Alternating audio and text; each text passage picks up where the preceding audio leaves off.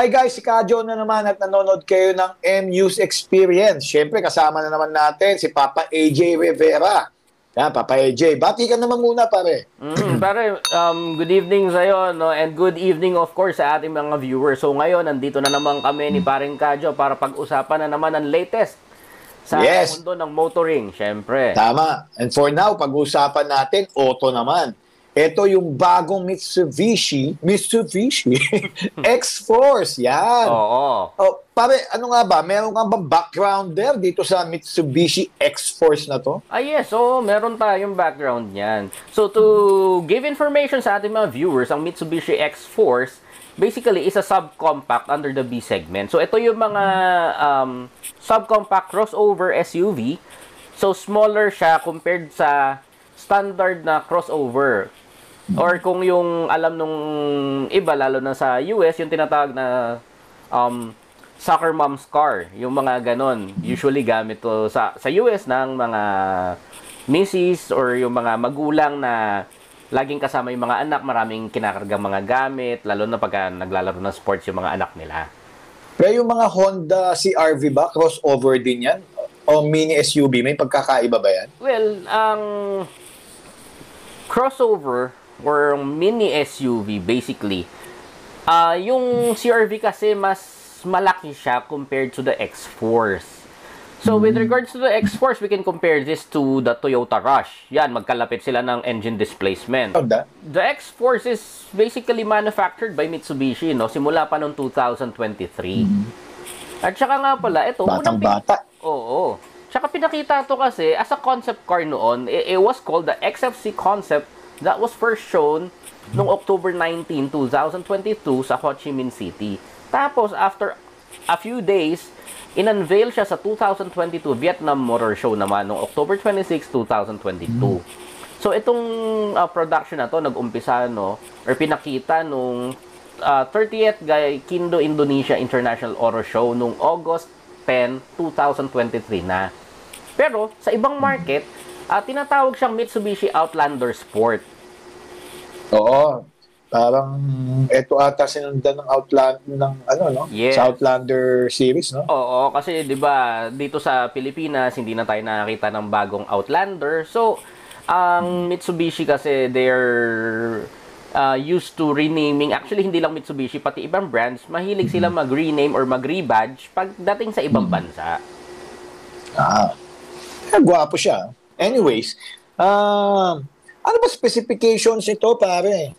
Ang kanyang tinatawag na dapat i-compare natin sa iba't ibang mga kalaban nito sa market. Okay, ang unang-una sa specifications natin, unahin na natin ang makina, syempre. Yan ang heart ng sasakyan eh. The X-Force comes with a 1.5-liter gasoline engine, no? So, 4-cylinder, 16-valve direct overhead cam na siya or DOHC. Yung tinatawag nilang DOC. Alright. Oo. So, yun naman, 1500 siya. So, maliit siya. Yun nga. That's the reason why subcompact crossover SUV ang classification niya. Pero naturally aspirated ba to o may turbo? Naturally aspirated engine siya, para. Alright. Okay. So, this is pretty much close, if not similar to the Expander. Yan. Yung Expander ba? Well, I'm not familiar. Ano ba siya? 1.5 din? Yes, 1500 engine din ang Expander. But the Expander is classified as an MPV or a multi-purpose vehicle naman siya. Kung papansin mo, 7-seater siya, no? So, people carrier ang MPV. So, the reason why it was multi-purpose is, ayun nga, yung likod na convert mo to be an extra seat or, syempre, luggage space or carrier. So, which means itong X-Force na to is 5-seater lang. I think that's one thing we have to check. Yeah, 5-seater lang siya. It's smaller. So, talagang target market siguro nito yung mga small families lang kasi yung Expander pangmaramihan no? Yeah, that's highly possible. Second, syempre yung mga young individuals natin or mga nag-uumpisa pa lang pag-auto na gustong medyo mataas ng konti yung sasakyan nila given the Baha-proof, no? Exactly. Oo. So, ayun. Anyway, itong engine natin, dahil 1500 siya, no? So, this is actually a little, what do you call this? Efficient. Efficiency na yan. Ano nga ba fuel efficiency na yan? Well, let's check. Pero, before we discuss that, ang fuel tank capacity niya kasi is only 42 liters. So, this is smaller than the usual 1600 engine, lalo na yung mga 90s cars natin na nasa 45 liters or 50 liters yung iba. Mas maliit siya. The other specs here, syempre, unang-una, 5-door siya, no? 5-door hatchback siya. Una. So, yun nga, kaya siguro na compare mo rin kaagad siya sa CR-V kasi medyo hawig yung forma, yung structure. Now, when it comes to this, yung gas engine natin, it only produces 104 brake horsepower at 6,000 104. So this is a little, andun sa efficient bababa side. Lang yun nasa efficient side siya. Tapos ang torque niya is 141 Newton meters lang at 4,000 RPM. So, syempre, may konting hatak naman siya. Meron siyang pulling power, kumbaga. Kasi itong X-Force na to, two-wheel drive to. So, this is a two-wheel drive car. Front to, no? Yes, front-wheel drive siya. Pero CVT. Yes, CVT siya, automatic. Wala siyang manual. Now, you were asking about the fuel efficiency. Fuel consumption. Yung consumption. Well, according to some of our friends from the media, no, specifically the Manila Bulletin, nung ni-review to nila, well, actually, specifically si Mr. Ian Magbanwa, na-establish nila kasi na efficiency is 13 kilometers per liter. Really? Oo. Kasi on paper, nilagay nila 22?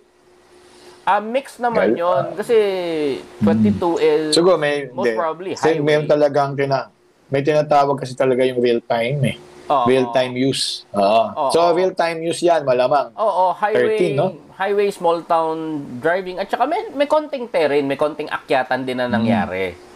So, kumbaga, ayan, paakyat ka ng probinsya, yung mga mountain roadways, yung mga ganyan. Yun yung 13 kilometers per liter. Bukod dito, etong X-Force kasi, it comes with an EPS na or electric power steering. So, mas magaan na siya compared to the conventional power steering. Mas madali siya. Mas madali siyang i-drive basically, lalo na sa mga nag-uumpisa pa lang kasi magaan nga ang manibela. When it comes to the brakes naman, sa stopping power, syempre, ventilated disc na yung harapan and yung likod, disc brakes na rin. No, disc brake disc brake din. Yes. Okay.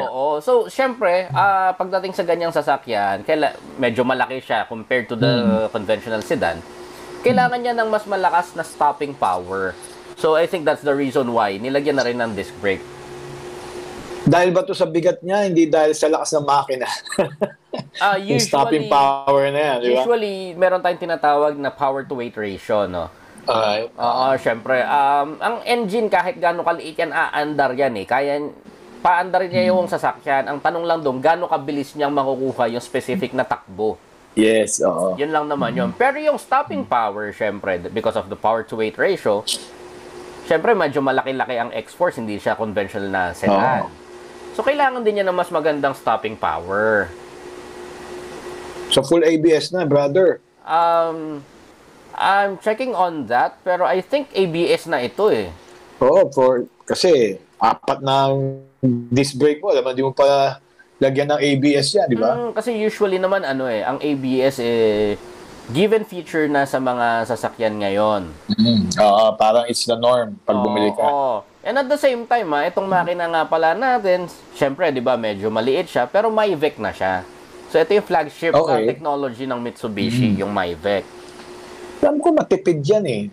So, kung 13, okay na rin naman ang 13 eh. No? Sabihin mong mix, Actually, 13 kilometers per liter is way more efficient than the usual cars na nakikita natin sa daan dito sa Pilipinas. Kasi tulad tayo, mahilig tayo sa 90s cars.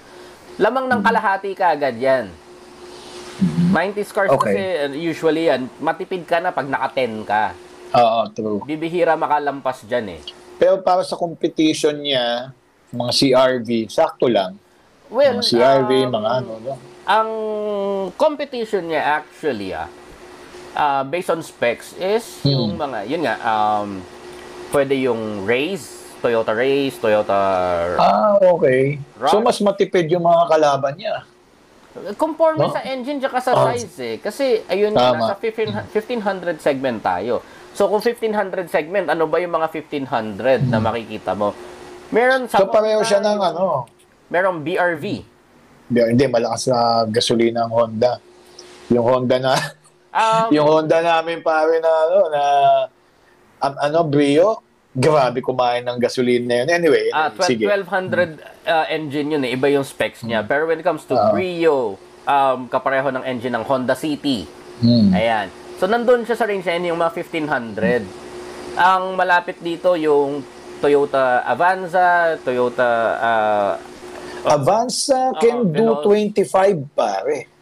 Depende. Grabe, no? Depende. Yun, according yan sa sa napanood kong mga review kila Autodeal, yan, ganyan. Well, if Avanza can, get at least 25 kilometers per liter, ang ibig sabihin nun, talagang sobrang gradual at hindi ka nag-accelerate ng sobrang bilis provided na wala rin traffic ang dadaanan mo at hindi ka hihinto-hinto. Kasi based on personal experience, ang Toyota Avanza, nasa ano siya eh. Mixed city and highway, naglalaro siya ng 13 to 16 kilometers per liter.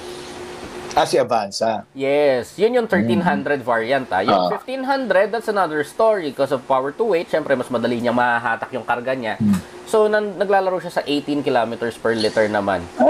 Talagang pag mas lumaki pa yung makina, mas tumitipid, ano? Oo, kasi mas magaan yung hinahatak niya eh. Kumbaga, mas kaya niya. Parang tayo lang yung na tao eh. Siyempre, mas konting effort ang kailangan nating gamitin para bumuhat ng 1 kilong bigas compared sa 10 kilo or kalahating kaban, mga ganon. Pag yung mabalik tayo sa expander, sinabi ba dyan kung anong size ng gulong? Baka sa X-Force. I'm sorry, X-Force. Sa X-Force, yes, it is provided. Yung dalawang variant na babanggitin natin mamaya, they are both wearing 18-inch alloy wheels. Oh. At ang sukat ng tires nila is 25550. 2.5 pa. Okay. 225 pala, I'm sorry. 22550. So that's 18 inches. So yun yung standard na size ng wheels ng X-Force. So syempre nandiyan na rin yung forma kasi medyo malaki-laki na yung wheels na ginagamit niya. So malamang medyo mas mahaba sa ano to, no? Sa expander, no? We have to halos see sakto for lang. ourselves. Kasi similar to, actually, baka mas maiksi pa. Dahil nga, 5-seater lang siya. So, Sabagay, shorter siya. So, mas okay yan sa parking, lalo na sa mga maliliit na mga garahe, no? Well, I think ang pinakamadali ngayon, no, sa panahon natin, lalo na sa Metro Manila, yung mga nagko-condo, sila yung madadalian kasi there are some condominiums sa sobrang sikip ng parking. I think yung sukat nila is gonna be just right para sa mga masisikip na spaces, no? Kasi ito yung size niya kasi unang-una that ang timbang niya is 1,730 kilos. Ang hirap buhatin yan. Pero magaan yan para hatakin, di ba? Siyempre. Ngayon, yung length niya is 4,390 millimeters or 439 centimeters. Tapos yung lapad naman niya is 1,810 millimeters or 181 centimeters.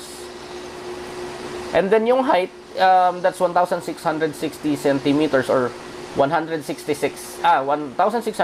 millimeters or 166 centimeters naman. So 166, ibig sabihin ang height nito naglalaro sa 5'5" ba or 5'6", ganyan. Pero kamusta kaya yung water wading niya, no? Sa tingin mo, okay na okay sa bahayan?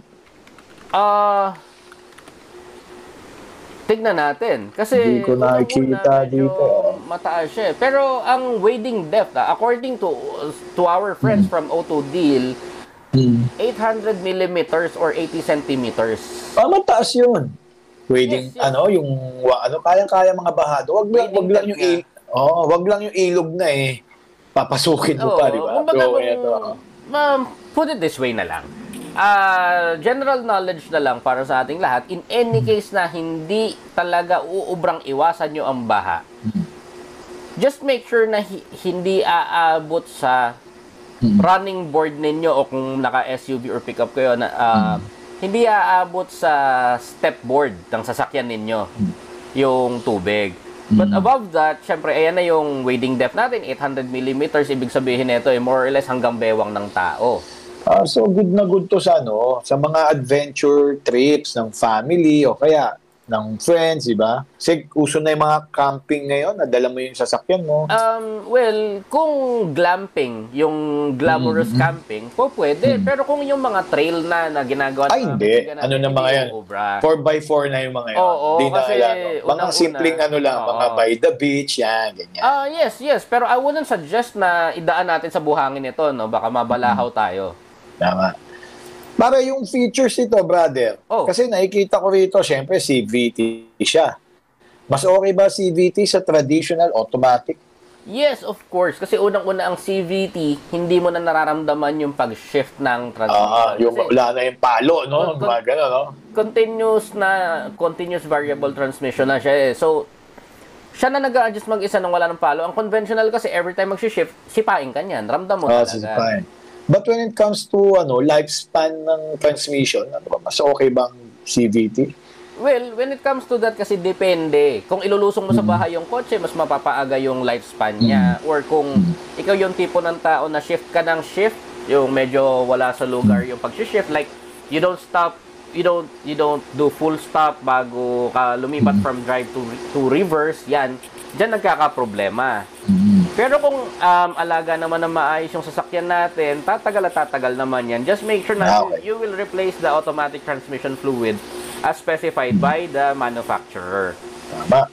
Ito pa sa key features niya, meron siyang tire pressure monitoring system. So, pagka bumaba ang pressure, makikita mo sa dashboard, no? Yes.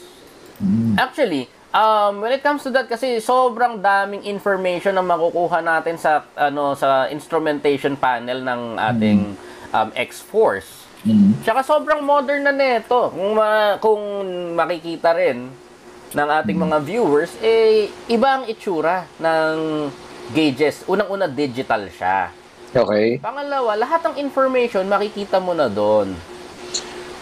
So, full digital, no? Yes, full digital na ang gauge ng X-Force. How about yung yung kanyang infotainment? Okay naman. Yes. Touch na rin, touch screen. Oo, touchscreen na rin ang infotainment system niya. Actually, dual nga ito kasi makikita mo rin dun sa infotainment system yung compass, yung elevation. Parang sa mga SUV like the Pajero, di ba? Sa gitna meron manual compass nung araw. Ngayon, automatic na siya. May compass, may elevation, the angle of inclination. Makikita na rin sa X-Force. Pang ano talaga yan? Pang outdoors ride na rin to, pare. Kasi usually, may mga ganyang instrumentation. Oo. Diba? Let's say, pambiyahe. Like, akit ka ng Baguio, Sagada, yung mga ganyan. That's attainable. So, may 360 ba to, pre? Wala man nabanggit. 360, wala pa dito sa reference natin. Wala, pero meron tong cruise control. Okay. So, cruise control, yung 360, parang wala akong nakikita 360, niya, no? Feature, no?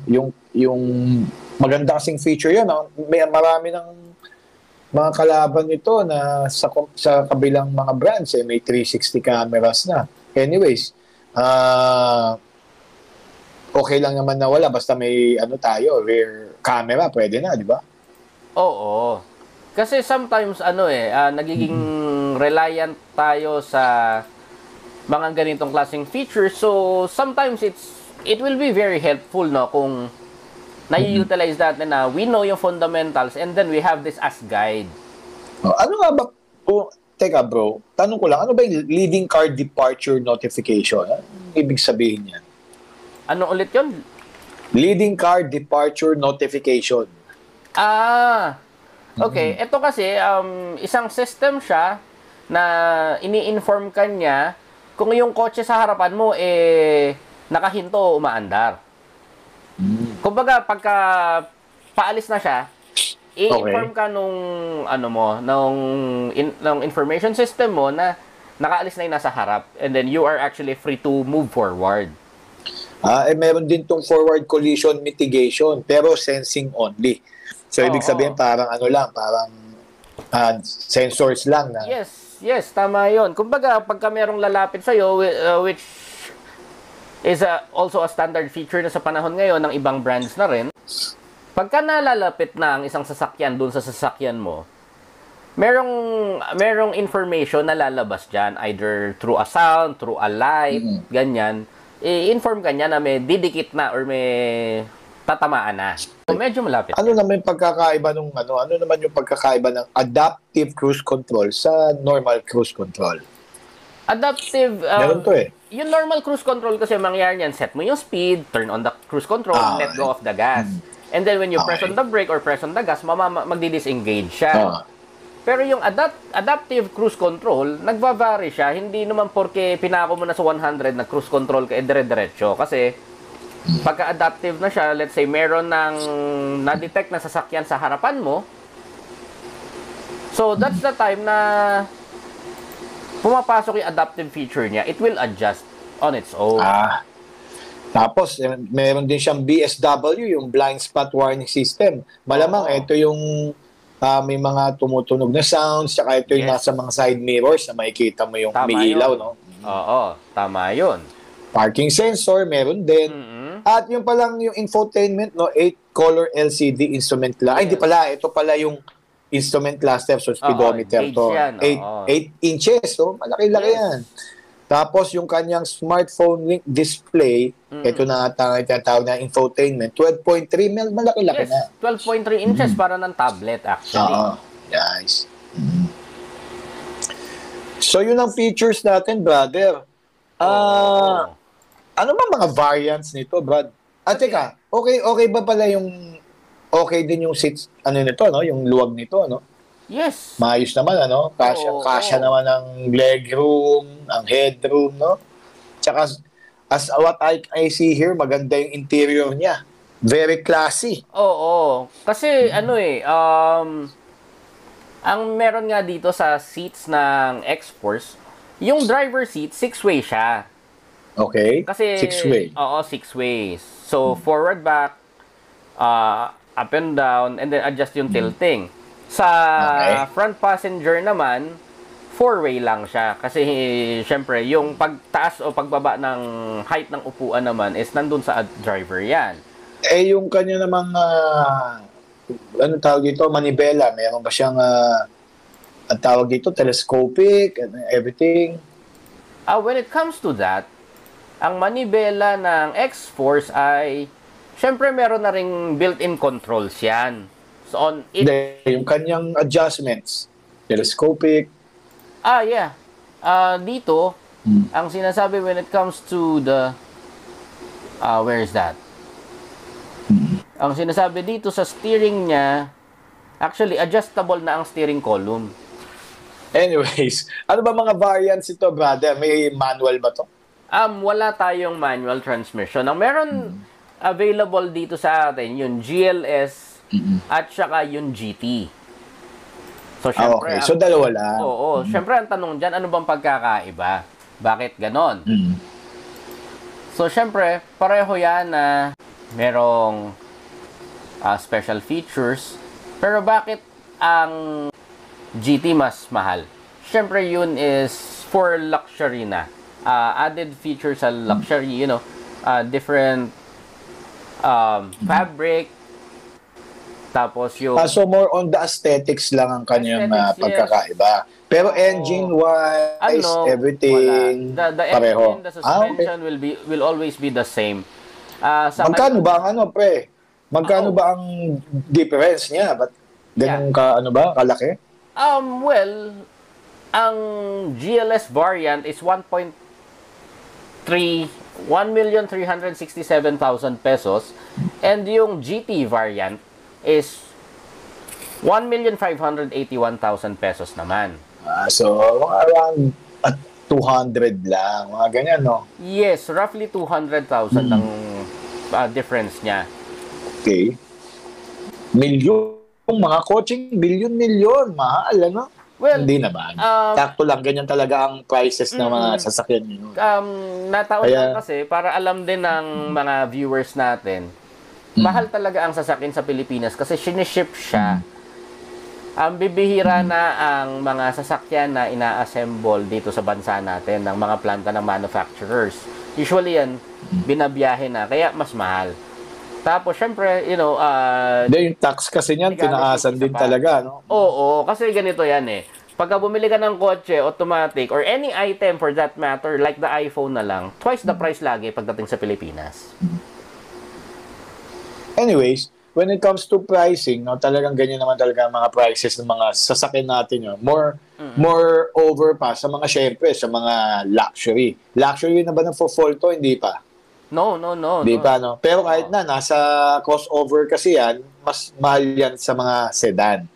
Pero, hintay-hintay na lang kayo ng yung mga second hand na mga sasakyan, no? Yan, medyo malakas yung price drop niyan compared to brand new. But we're talking about the X-Force, bagong-bago. Siyempre, everyone wants to have a new car din, no? This is a good car ba? Kamusta sa mga comments ng mga nakapag-review nito, pare? Yung mga kilala natin, mga media. Kamusta na mga review nila dito? Unang-una, no, yung mga kapatid natin sa Zig Wheels. Alright. According to them, actually owner review nga ito, no? So according to their site, they gave a 4.67 out of 5 stars. Taas yun. Oo, so yan yung naibigay sa review. And then other than that, if we're going to check naman ang feedback ng mga kaibigan natin sa auto industriya, well, ang sinasabi lang nila, syempre, ang laki ng leverage ng Mitsubishi dahil sa rally experience. Dahil nga nabanggit mo nga, Kadyo, syempre, yung feature niya, medyo parang pang light trail na siya. Pwede na sa putikan, something like on the beach, sa lake, ganyan. So, syempre, yan ang advantage naman ng Mitsubishi. When it comes to the rally talaga. Kaya ako naka-Lancer, brother. Tapos, syempre, pagdating naman dyan, meron din tayong laban sa efficiency dahil unang-una, 1,500 ang makina. So, yun naman ang sabi ni Auto Industria. Now, if we go back to the feedback from our friends from Manila Bulletin, ang kanila naman, syempre, nagagandahan sila sa styling, ang forma, di ba? Iba datingan netong auto. Kasi parang yung isa na lang mukha ng mga Mitsubishi ngayon, talagang may X factor dun sa harapan nilang no? Tsaka yung kanilang lines, It's been more than 15 years simula nung inumpisa nilang gawing generic ang face ng mga sasakyan nila. Lahat na models nila, no? For that year, for that, no? Bukod doon, syempre, yun nga, maganda ang review when it comes to efficiency, matipid siya, tapos komportable gamitin. Power is not bad, it's low, pero it's there. Kumbaga, magagamit mo. Pero naturally aspirated, okay na. Mahirap kasi pag turbo, masyado maraming teki-teki parts. Well, when it comes to that naman, simple lang naman ang technique sa turbo-powered engine, yung mga turbocharged, wag mo lang gagalawin, don't alter the turbine. And pag bumiyahe ka, syempre, wag mo papatay ka agad. Let it cool down. Kaya nga, di ba, merong mga turbo timers. So, so may mga ganyang rules and regulations pag nag-operate. Yes, kumbaga, di ba, yung mga naka-turbo timer kasi, nabunot mo na yung susi, nailang mo na yung kotse, tumatakbo pa yung makina, depende doon sa time na nilagay mo sa timer niya para mag-cool down muna. Yung sa ano pang comments ng mga kaibigan natin? So mostly parang nababasa ko rito, positive ang comments sa X-Force, no? Oo. Actually, ito pa nga pala, no? Isang nakita ko lang na magandang feature dito sa X-Force, yung infotainment system niya, alam mo ba ang speakers niya gawa ng Yamaha? Ganda. Oo, di ba? Di ang ganda ng niya, parang surround na sa loob yan, no? Yes, sa palagay ko rin. But syempre, we need to hear it for ourselves. Ma-review na yan. Di ba? Mas maganda, di ba? So what we can give you lang, guys, is more on the initial nakikita namin. Yeah. So that's why we're looking at our friends in media na nakagamit na nito nung comments nila, no? Oo. Tama? Oo, kasi tignan mo, unang-una napaka-forma ng kotse. For its size, for the structure of that, no? Maporma yung auto. Pangalawa, syempre ang ganda rin ng interior. Medyo, sabi nga ng mga kaibigan natin sa auto industriya, premium na yung feel ng interior.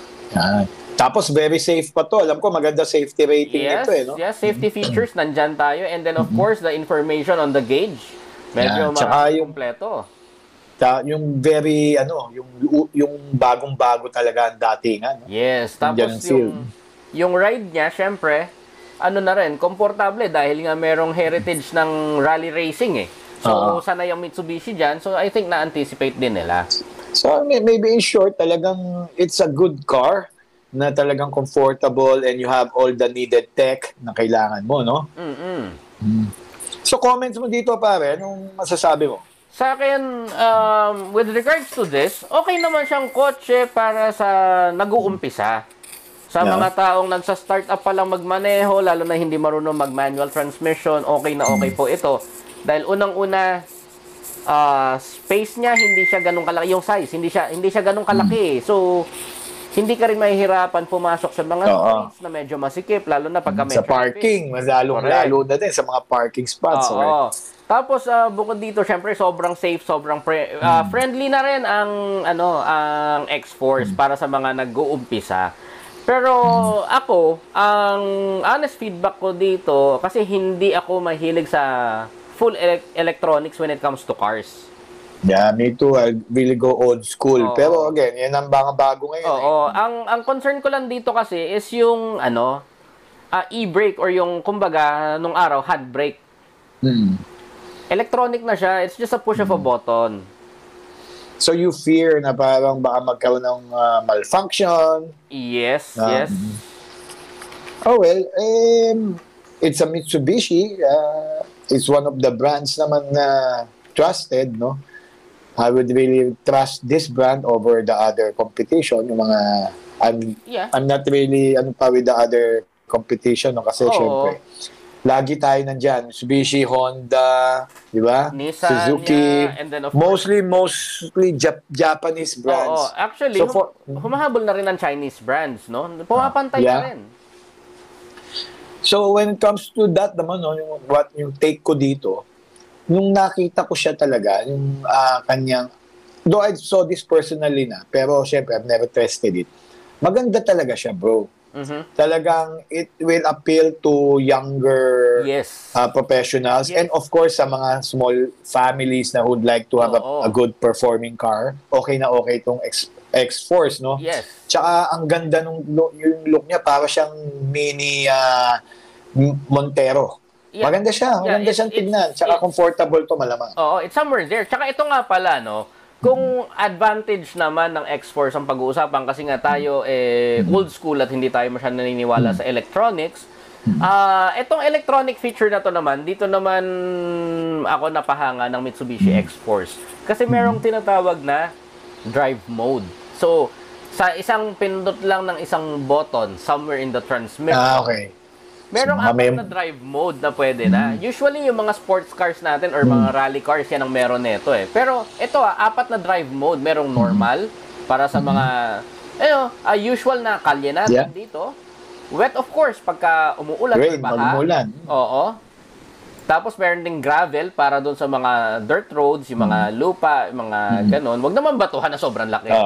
And then, of course, meron din sa mud. In any case na nandun tayo sa may madaan tayo sa putikan. So, ibig sabihin talagang this car can go anywhere you like. Kaya wag lang yung masyadong heavy tawag dito, yung extreme na. Pero, this is really built for, not just for the everyday use, syempre, para din sa mga weekend adventure, no? Oo naman, oo. Sa pangalan pa lang, X-Force, talagang pang malupitan na no? Oo. Tsaka bukod dito, yun nga, di ba, maganda rin ang ground clearance niya. Kasi, 193 millimeters or Mataas yun. 19.3 centimeters. So, di ibig sabihin, nasa, palagay mo ng 18, 19 inches, more or less. Parang off-road bike ka. Hindi. Naman. Anyways, this is no, a perfect... wrong. It's much lower, but more than 10 inches, syempre. Kumbaga, ang masabi ko rito is, it's one of the best cars siguro. Yes. Vehicles for the Philippine roads talaga. Tsaka, yung condition. Ano to, Kadyo, talagang bang for the buck siya kasi meron pa tinatag na active yaw control. Active yaw control technology kasi ito yung nag-a-assist sa drivers natin pagka nagte-turn, lalo na pagka madulas ang daan. Parang traction control. It's somewhere there, active yaw, yes. Oo. So, yung mga features na yan, dyan naman ako napapabilib dito sa X-Force. Yan. Ganyan naman talaga. Labanan ngayon ng mga sasakyan, lalo mga China brand. Lulupit sa features, no? Everything is electronic nowadays. And ngayon, baka may AI na napapasok, no? Pag nag-AI na yan, mas malupit na. Hindi mo na alam kung saan ka dadalhin ng sasakyan mo. Upo ka na lang. Upo ka na lang. Diba? Pero ayun nga pala, speaking of that, syempre, hindi ba, nabanggit natin, ang dalawang variant natin is roughly 200,000 pesos on difference, so 1.39 tsaka 1.50 something. So, yun. Ito naman, syempre, ang ating mga dealerships, meron sila mga ino-offer na promos, discounts, low down payments. So, syempre, for as long as na-check nila ng maayos ang magandang credit standing, maganda ang source of income, proof of income ng isang bumibili, madali naman kausap ang mga dealers natin. Pero syempre, ito pakiusap lang natin. Kung bibili po tayo ng kotse, siguraduhin natin may paparadahan po tayo. Tama. Punong-puno na po ang bangketa sa Metro Manila. Huwag nyo na pong awayin ng mga MMDA natin pag tinow tayo at mas lalo na huwag nyo harangan yung mga driveway ng mga kapitbahay nyo. Yun. So yan ang take namin sa initial look namin syempre sa Mitsubishi X-Force. It's a maganda talaga siyang sasakyan and you guys should go to your nearest dealership, check it out for yourselves kung naghahanap kayo ng sasakyan na bago. This is maybe very good for your choices, di ba pare? Ikaw, meron ka ba mga iba pang masasabi sa ating mga friends na nanonood tungkol sa X-Force? Well, para sa akin, as a car guy, ito entry level siya, bago. So, I have to try it for myself. Kayo po, pwede nyo masubukan yan. You can just call your nearest dealership and ask them for a schedule para po sa test drive para maranasan nyo muna yung feel at magustuhan nyo before kayo mag-decide din kung okay ba sa inyo yung X-Force. Sa akin naman, we don't really have to review na the car dahil you just type it on sa YouTube. Marami na pong mga competent reviewers dyan na magsasabi sa inyo na kung ano yung ride feel, at saka kung anong take nila sa bagong mga nitong Mitsubishi X-Force, no? Masasabi ko lang, it's a good, from what I'm seeing, it's a good car, no? For the family, for friends, and for young individuals, no? Professionals who wants to have their new car. Ayun, ito po masasabi natin sa Mitsubishi. I'm a Mitsubishi owner, no? Kaya alam naman natin pag sinabi mong Mitsubishi is one of the best brands around. Okay? Ayun. Yun lang po ang ating pong initial take dito po sa Mitsubishi. Mahirap talaga mag-produce sa Mitsubishi, pare. X-Force. Yan, napakaganda po. Again, please guys, click like, subscribe, and share this video, no? Para po makuha na po namin yung aming 100,000 subscribers. At saan po tayo mapapanood, brother? At syempre, mapapanood tayo na ating viewers not only sa Facebook, sa YouTube, sa TikTok, at syempre, sa Spotify. Yes, so nasa Spotify po kami, no? So, if you're killing time sa traffic, sa Spotify nyo lang po maririnig ang aming mga boses. So, hindi nyo po makita ang aming kagwapuhan. Ay, hindi, makikita. Makikita nila. Pero syempre, if they're on the road, syempre, eyes on the road po tayo. Tama. O, yun po yan, guys. Again, ako po si Kadyo at ang kasama kong si AJ ang nagsasabing, guys, we'll see you next time.